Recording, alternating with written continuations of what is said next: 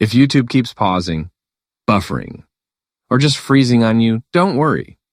Let me walk you through a few easy fixes that usually solve the problem. First, open your browser. I'm using Chrome here, but the steps are almost identical in other browsers. In the top right corner, tap the three dots to open the menu. Then choose Settings. Inside Settings, look for Privacy and Security, and then tap Clear Browsing Data. This helps remove old cache and temporary files that can slow YouTube down. Now, open the Time Range menu and switch it to All Time. Then tap Advanced so you can see all the options. Make sure the important boxes like cached images and cookies are checked. And then tap Clear Data. Give it a moment until everything is removed. While you're still in Settings, use the search bar at the top and type acceleration, or hardware acceleration. You should see an option called Use Hardware Acceleration when available.